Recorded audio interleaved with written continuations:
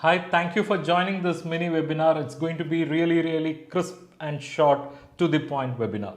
Before we get into the presentation, let me just take a couple of minutes to introduce myself. I am CA nrajca, Chartered Accountant by qualification, a teacher, trainer by passion. I started my career as a banker, credit analyst with State Bank of India, worked for a period of 4 years. In very short period, I had the opportunity of becoming team leader credit processing cell. So worked on 250 plus projects. It's 5,000 crore plus size. Then came out and started my CA practice, had my practice for a period of 7.5 years. Alongside had this teaching training. Thanks to technology, today through online, I teach 2 lakh plus students all over the world, basically on banking, credit and financial analysis, and majority of them are working banking executives. I'm really glad that my courses are helping them, and I'm sure this course will be relevant and useful for you as well. Let's get into the webinar. In the previous section, we talked about performance and financial indicators, and they are mostly of ratios. In this section, we'll talk about fund flow analysis, because sanctioning authorities will be interested in knowing what is the movement or what is the flow of funds. When I say flow, they are interested in knowing how much long-term funds have been mobilized. Okay, how much long-term funds have been mobilized into the business, and how much has been used for long-term purposes, whether there are any surplus or deficit. Okay, so they are interested in knowing this, because surplus is good but deficit is very detrimental to that business. Okay, so is there any deficit? If there is any deficit, how they are going to manage that deficit, what steps are being taken.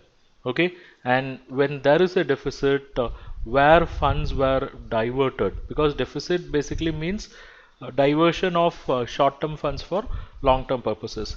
So where it has been diverted, all those they are interested in knowing, and that's why fund flow statement plays very important role. Okay, so let's look at this. This is a typical fund flows analysis carried out by the bankers, and here if you see, you will have actual fund flow movement for previous year 2. Then for previous year 1, you will have estimates in comparison with actuals. Then you will also have estimate for the current year and projections. Okay, first let's focus on previous year 2 alone.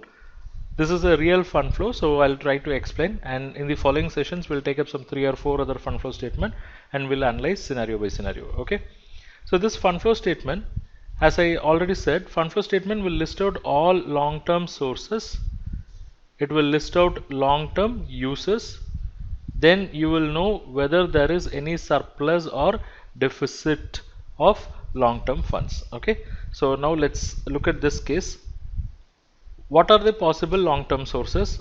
Number 1, cash accruals. Number 2, equity funds.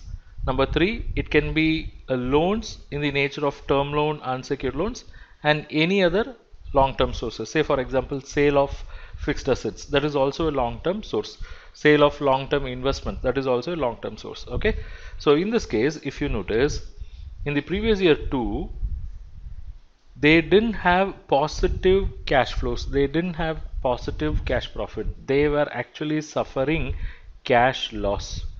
What you see here is a cash loss. In previous year 2, they lost 8.73 crore, assuming figures are in crores, they lost 8.73 crore in their business operations.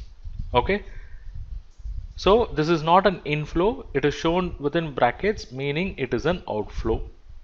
They have not mobilized any funds from shareholders. They have not raised any term loans, but they have raised unsecured loans. So as a banker, you should be knowing from where they got, from whom they have borrowed. Unsecured loan. What are the terms of unsecured loan? Okay. Of course, it is classified under long-term source, but what is the tenor?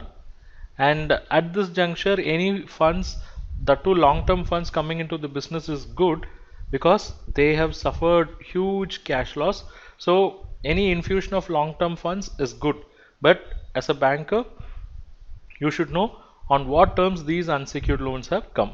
If these unsecured loans have come from promoters it is well and good, because they have infused the funds here to take care of the business, because business is suffering huge loss. Okay, so that should be seen. Then they've also mobilized some long-term funds, and what is the exact source, it is not available. See, this fund flow statement will be automatically generated from CMA. Okay, that credit monitoring arrangement, when you input all the datas, your P&L balance sheet data, automatically it prepares this fund flow statement. So you should go back and see from where they got this 1.78 crore. Okay, is it because of say sale of asset? If it is on account of sale of asset, is it core asset? Whether they were disposing of core asset. If they are disposing of core asset, whether going concern assumption, whether it can be continued, whether this organization, this entity can sustain in future also. So all this got to be checked. Okay, so now if you see, in previous year too, they had a loss of 8.73 cash loss. They arranged unsecured loan from, let's say, promoters or from outsiders, and they also managed, it can also be a disposal of long-term investment. Okay, let's say they had some long-term investment, they felt okay, this is the right time to dispose it off so that it can help the business. But despite doing all this, what's happening? They have a loss of 1.96, not a loss. Actually, it's a deficit, I would say. It's a deficit, because here they lost 8.73, and here they have brought in, say, close to say 5 or 6.77 crore. It's not helping because there is a cash loss of 8.73. So all put together, they have not generated, they have lost 1.96 crore already. Okay, it means this is not an inflow, this is an outflow. This is an outflow, point 1. And now let us also look at the uses, where they have used. Long-term uses, see, the long-term uses can be towards capex, capital expenditure. It can also be towards repayment of loans. Okay, many things like that. So here, if you notice, in previous year too, despite incurring such huge loss, they were investing on capital assets. Look at this, 4.19 crore they have invested in capital assets. But if you look at the long-term source, they don't have long-term source at all, because their long-term source, if you look at it, is negative. So it is actually a long-term use. So they have not mobilized any money, but they are spending 4.19 crore on capital assets and on others. This others can be loan repayment.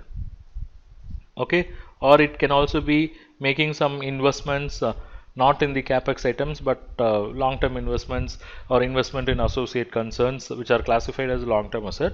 So they don't have any money, but here they are investing 4.19 crore in capital items, 2.98 crore in loan repayments, or say investments in associates or something, whatever. So the total outflow is 7.17 crore. So already we concluded that this is also an outflow and this is also an outflow. So 1.96 plus 7.17, your total outflow is 9.13 crore without any source. Without source, they are spending. So without source means, how is that possible? The answer is, without long-term source, they are investing in long-term uses. Now this is a serious situation, because from where they got this money? They have deficit of 9.13 crore. The question is, from where they got this money? Simple, it is negative working capital. It means they had current asset, but they had current liabilities. Okay, and these current liabilities are greater than current asset by 9.13 crore.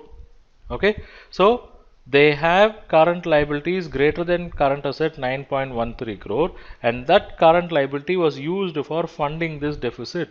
So what's the big deal here? The big issue is this 9.13 crore had come from current liability. Current liabilities are repayable within a period of 1 year. Okay, whereas this 9.13 crore got invested under long-term uses. which will take more than 1 year for disposing or for converting into cash. So here you have the checkpoint. Current liabilities are repayable within 1 year, but these assets can be converted into cash only after a period of 1 year. So there is a checkpoint, and if these current liabilities, if they demand for the payment, the operations of this company will come to a standstill. Why? This organization cannot afford to pay this current liability. This current liability can be a bank CC, it can be a bank CC or OD, or it can be sundry creditors, whatever. But if they demand for payment, this entity will not be in a position to pay. And what these guys will do? They will eventually go to court of law, and they will also ask for winding up petition of this company. Why? Because they are not making the payment.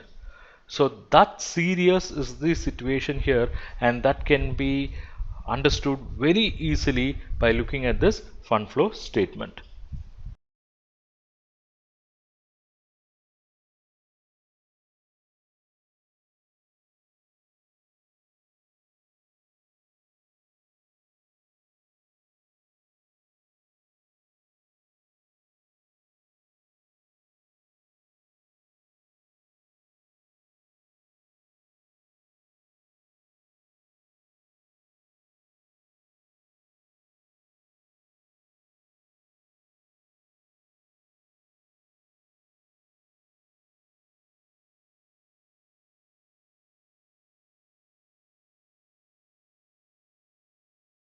Are you a bank executive looking to advance your career in credit or advance profile in SME and corporate banking?